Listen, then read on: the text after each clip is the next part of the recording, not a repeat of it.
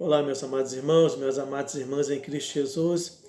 Que a paz do nosso Senhor e Salvador Jesus Cristo esteja sobre a sua vida, sobre a sua casa, sobre a sua família. Seja bem-vindo, bem-vinda mais uma vez em nosso canal. Que Deus te abençoe, nos abençoe mais essa oportunidade. Convido você que ainda não se inscreveu no nosso canal, que estivesse agora clicando nesse botãozinho vermelho logo abaixo do link, estivesse aí fazendo a sua inscrição e também compartilhasse essas mensagens para grupo, amigos, familiares, convidasse pessoas de sua família, do seu grupo, para que estivesse aí se inscrevendo no nosso canal e estivesse aí nos ajudando para que esse canal possa crescer, nós possamos aí alcançar mais vidas para a glória do Senhor. E também, muito importante, que você aí não deixasse de acionar o sininho para toda vez que eu postasse um novo vídeo, você estivesse recebendo essa nova notificação. Deus te abençoe. Quero estar trazendo a palavra da parte de Deus para o seu coração. Essa palavra o Espírito colocou no meu coração nessa madrugada passada, lá em Isaías, capítulo 54, apenas o versículo 17, que nos diz assim: toda arma forjada contra ti não prosperará. Toda língua que ousar contra ti em juízo, tu a condenarás. Esta é a herança dos servos do Senhor e o seu direito que de mim procede, diz o Senhor. Nós olhamos para esse texto de Isaías, capítulo 54, é um texto de uma promessa para a glória de Sião. E Deus ele tem promessa para nossas vidas. E quando nós olhamos para um texto como esse, eu até recebi, alguns anos atrás, um presente de um pastor amigo meu. E nesse presente veio um cartão de aniversário e veio esse versículo bíblico. E esse versículo ele chegou naquele momento que eu precisava de uma palavra de Deus. Porque existem alguns momentos em nossas vidas, irmãos, que basta apenas uma palavra do Senhor. É como aquele centurião disse para Jesus, não era muita conversa. Ele disse, Senhor, basta apenas uma palavra tua. E há momentos em nossas vidas que basta apenas uma palavra, um versículo. E esse versículo, irmão, na ocasião, ele chegou assim naquele chamado momento oportuno, que eu precisava de uma palavra do Senhor. E nós estamos sempre, nós como homens de Deus, mulheres de Deus, estamos sempre precisando de uma palavra do Senhor. E esse texto, ele nos fala sobre isso, sobre essa futura glória de Sião. Sabemos que Deus ele tem promessa para nossas vidas. Sabemos que Deus ele tem algo a se cumprir ainda em nossas vidas. E eu queria estar falando nessa oportunidade, irmãos. Quando nós olhamos para esse texto e parece que nós assim nos revestimos daquela armadura super poderosa em que nós podemos assim sair em campo, vamos colocar assim, de peito aberto e sem temer nada, prontos para vencer tudo.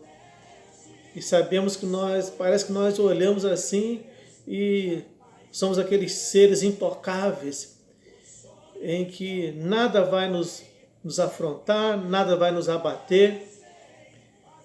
Parece que a gente olha para esse texto assim e ele fala que toda arma forjada contra ti,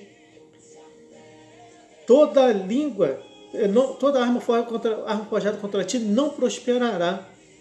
Então parece que nada vai nos vencer. E eu queria falar sobre isso, irmão, sobre esse ponto que me veio no coração pela madrugada, nas minhas orações. E Deus colocou um tema assim no meu coração que quando nós estamos debaixo da sua soberania, nós somos isso. O tema é o crente invencível. Eu sei dizendo, pastor, nós não somos invencíveis. Você vai entender no decorrer dessa mensagem que quando eu estou debaixo dessa soberania, desse Deus soberano, nós não somos semideuses. Nós não somos superpoderosos. Mas, irmãos, a palavra de Deus fala no Salmo 91 que 1000 cairão ao meu lado e 10.000 à minha direita e eu não serei atingido. Não estou dizendo para você, não estou trazendo aqui uma palavra de de motivacional. Ela pode até servir como uma palavra motivacional que vai te motivar, vai te levantar a tua autoestima. Não quero trazer uma palavra aqui que talvez você vai entender como que você é uma pessoa intocável, superpoderosa. Não. Claro que nós estamos sujeitos a pegar uma enfermidade, estamos sujeitos a ter uma crise financeira, estamos sujeitos a ter uma crise emocional devido às situações que nós vivemos hoje no nosso dia a dia, estamos sujeitos a ter uma crise de relacionamento em algum momento em nossas vidas. Estamos sujeitos a isso, porque nós estamos nesse mundo. Por isso que Cristo disse: Pai, eu te peço que não os tires desse mundo. Mas ele deu uma palavra que nos enviaria um consolador, que nós teríamos ele para que nos fortalecesse, nos desse graça, nos conduzisse. E nesses momentos difíceis, nessas crises que eu posso enfrentar, ele sempre estaria comigo. Porque ele disse que ele nunca nos deixaria órfão. Então eu quero falar sobre isso, sobre esse crente invencível. Mas, irmãos, entende uma coisa: se existe essa palavra para um crente invencível, nós sabemos muito bem, então, que existe aquele crente que se deixa ser vencido. Existem aquelas pessoas que elas se deixam ser vencidas. E eu queria estar falando primeiro sobre essas pessoas, esses grupos que se deixam ser vencidos. Então, a primeira coisa, temos que entender quando eu me deixo ser vencido. Nós olhamos lá para o primeiro livro de Samuel, Samuel capítulo 4. Eu olho para aquela história de Samuel, aquilo ali parece uma história fúnebre, uma história de tragédias, de coisas horríveis, que Deus poderia ter tirado da palavra da Bíblia. Mas não, Deus ele deixou para o nosso exemplo, para que nós não caiamos nos mesmos erros desses homens no passado. Aqui fala do sacerdote, Ofni, dos seus 2 filhos, para o sacerdote Eli, e dos seus 2 filhos, Ofni e Finéias, e da sua nora. Então isso aqui Deus permitiu para que nós não caiamos no mesmo erro que homens como esse e outros no passado, que cometeram erros trágicos, terríveis. Então, a palavra nos pergunta, quando me deixo ser vencido? Lá em 1 Samuel, capítulo 4, do versículo 9 ao 11, ele diz assim, os filisteus falando, os inimigos, esforçai-vos e portai-vos varonilmente, ó filisteus, para que não venhais a servir aos hebreus como eles serviram a vós. Portai-vos varonilmente e pelejai. Então pelejaram os filisteus. Israel foi derrotado e fugiram cada um para a sua tenda. Foi tão grande a derrota, pois caíram de Israel 30.000 homens de infantaria. Foi tomada a arca de Deus e os 2 filhos de Eli, Ofni e Finéias, foram mortos. Essa é uma das histórias trágicas que nós vemos no passado. Fúnebres, tristes, porque essa foi uma das piores pelejas que Israel ela sofreu no passado. Claro que você vê na época de Josué, teve algumas batalhas, algumas percas, mas, segundo alguns historiadores, morreu 34.000 hebreus nessa batalha. Enquanto que o texto fala 30.000, mas quando você olha para a história, foram cerca de 34.000 homens que morreram apenas numa batalha. O povo de Israel que nunca tinha perdido uma batalha com tamanha proporção. E nós olhamos para por que aconteceu isso. Então nós vemos porque quando é, irmãos, e quando vem essa derrota em nossas vidas. A derrota ela vem, irmãos, quando se confia mais nas coisas criadas do que no Criador. A grande derrota de Israel nesse ponto foi que eles saíram por uma peleja e eles viram que os inimigos eram poderosos, os filisteus eram poderosos, eram dos piores inimigos que tinha no passado. Eles mandam buscar a arca para levar para o meio do arraial, para o meio da batalha. E a arca de Deus não era para levar para a batalha. Ela era para ficar no templo. Que de lá ela como se estivesse dando uma cobertura.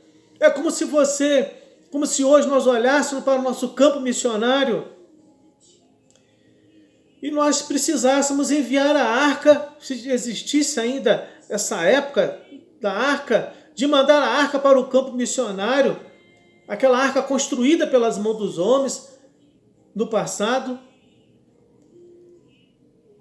Enquanto não era necessário isso, a arca, aqueles que estão no campo missionário, eles têm que receber a cobertura dos sacerdotes, dos homens de Deus, das mulheres de Deus, e estender as mãos sobre ele no campo missionário, abençoar suas vidas, para que eles vençam a batalha. E a arca ela não era para ser levada para o meio de uma guerra, de uma forma errada.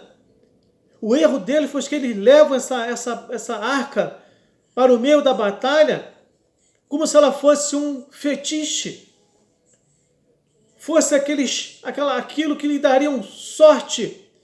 E quando os inimigos ouviram dizer, quando a arca chega no meio do arraial de Israel, houve aquele grande clamor, aquela grande alegria, e os filisteus ouviram aquele grande clamor, e eles falaram, os deuses chegaram no meio do arraial, do que vai ser de nós? Eles venceram, eis que venceram aqueles 10 inimigos poderosos no Egito. Eles conheciam a história que havia acontecido lá no Egito. E olha o que o general do exército dos filisteus disse. Filisteus, lutai varonilmente. Lutai varonilmente. Irmãos, às vezes a gente aprende, às vezes com as táticas dos inimigos. Há momentos em nossas vidas que nós não lutamos varonilmente por nossos propósitos. Não lutamos varonilmente pela causa de Cristo. E nós queremos muitas vezes fazer como esses homens, fazer as coisas de Deus como um fetiche, como patuar, como algo da sorte, como uma moeda da sorte, como um pé de coelho que as pessoas carregam. Vivemos hoje um misticismo misturado com o cristianismo. Hoje nós vemos pessoas, irmãos, cristãos, ou pessoas que se dizem ser cristãs, que, às vezes, em alguns cultos, recebem alguns desses fetiches, vamos colocar assim. Hoje já tem até as Bíblias, algumas Bíblias em que as pessoas carregam ela como se ela fosse lhe proteger de todo o mal, fechada debaixo do braço, guardada na estante, guardada na mesinha de cabeceira, como se estivesse protegendo aquela pessoa. Enquanto que esse livro fechado, ele é um livro comum. Ele só tem poder, ele está aberto e falando no meu coração, eu entendendo que ele fala comigo. E hoje nós vemos, irmãos, que as pessoas criaram Bíblias e muitos carregam ela como se fosse esses fetiches, algo que vai lhe dar sorte. E a Bíblia não é para isso. A arca não era para esse tipo de coisa. E eles perderam a batalha. Eles perderam a batalha porque eles deixaram de acreditar no Criador e confiaram mais nas coisas criadas pelos homens. E hoje nós vivemos dessa maneira. As pessoas não acreditam mais nessa palavra poderosa. Como eu disse, quando ela está aberta, ela é poder para a minha vida. E nós vemos hoje pessoas que têm essa palavra como algo que vai lhe trazer uma sorte. Essas pessoas vão num culto, precisam receber qualquer tipo de coisa. Seja um lencinho, seja uma garrafinha de água ungida. Não sou contra nada com quem tem fé nisso. Ainda que isso não é bíblico. Está recebendo lencinho ungido, garrafinha de água, sal grosso, terra de não sei de onde, pedacinho de madeira que vem lá de de outro país, de Jerusalém. E as pessoas pegam esse tipo de coisas, rosas ungidas, sal grosso para colocar. Irmãos, onde é que... Olha o misticismo misturado com o cristianismo. Onde é que a Bíblia nos dá, irmãos, um respaldo para esse tipo de coisa? Onde é que na Bíblia nós vimos homens de Deus usarem isso no passado?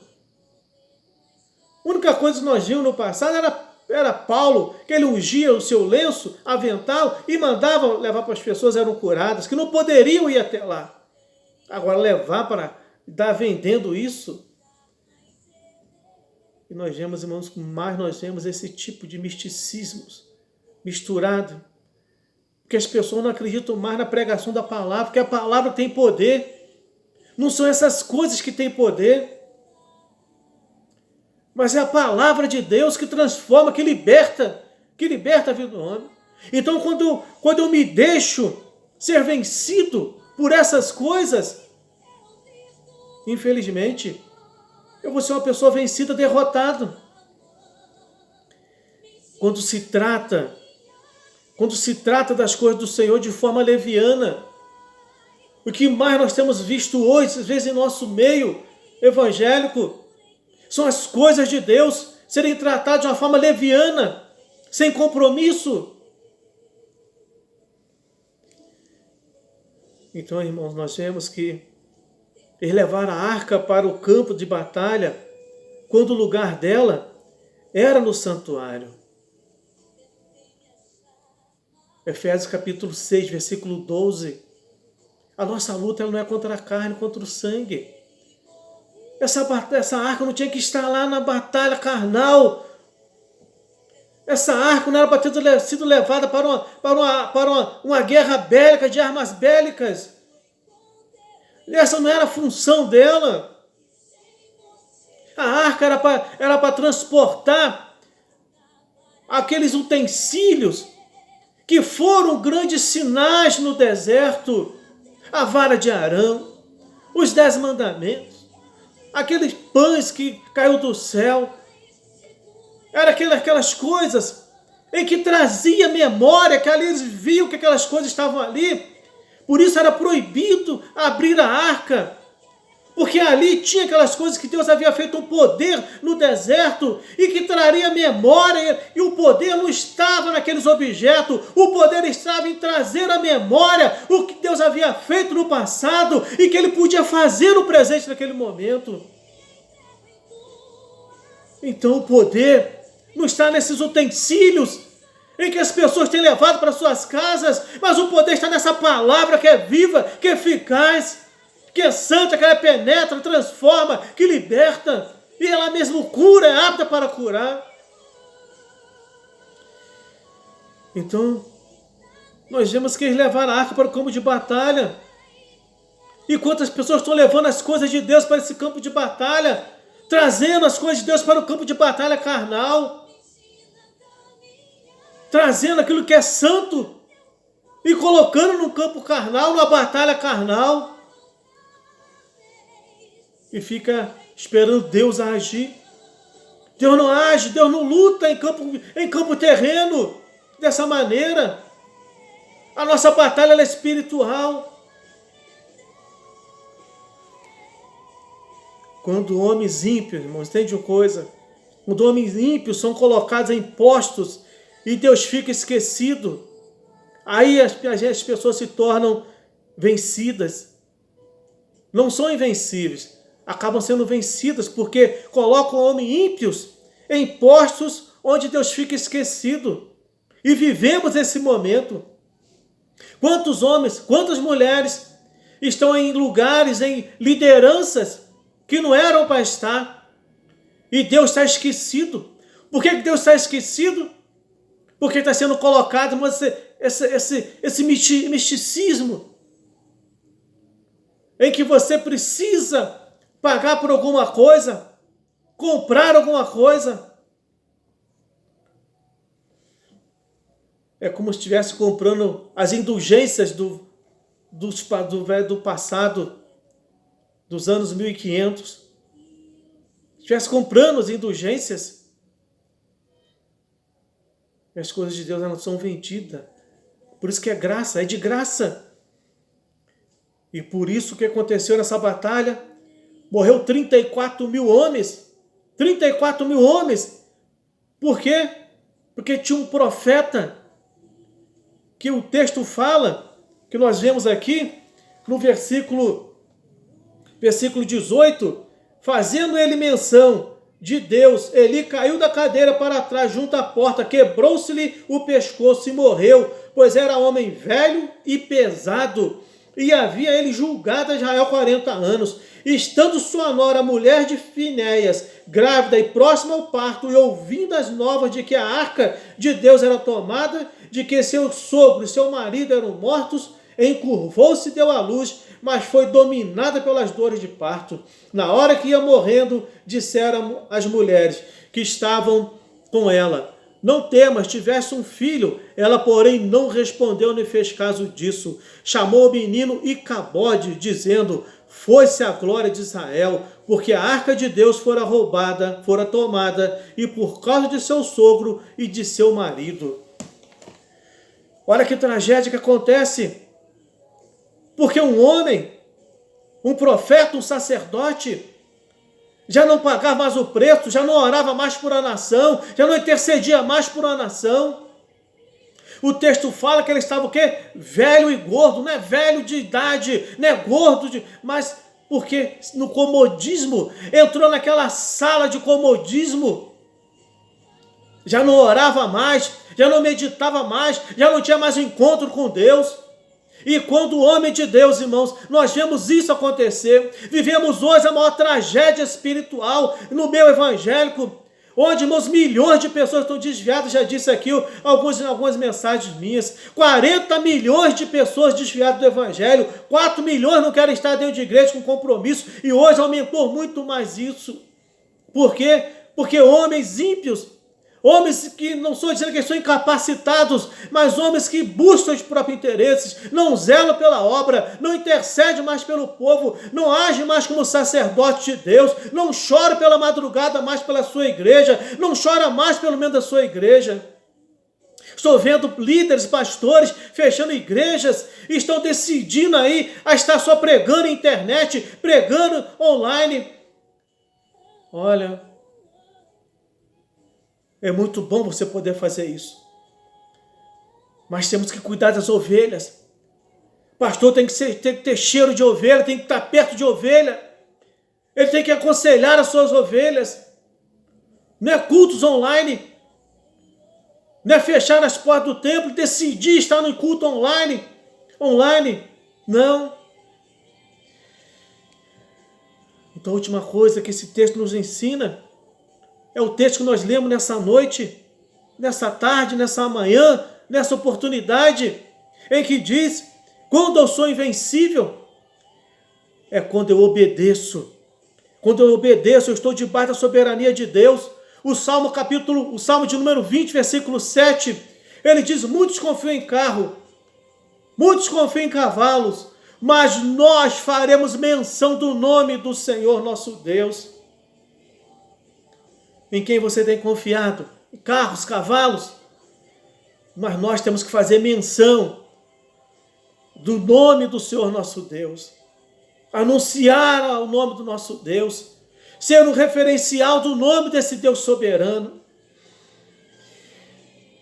Então, irmãos, em Deuteronômio capítulo 28, versículo 7, nos mostra o quanto quando nós estamos debaixo da soberania de Deus, nós somos servos invencíveis, que diz: o Senhor fará que sejam derrotados na tua presença os inimigos que se levantarem contra ti.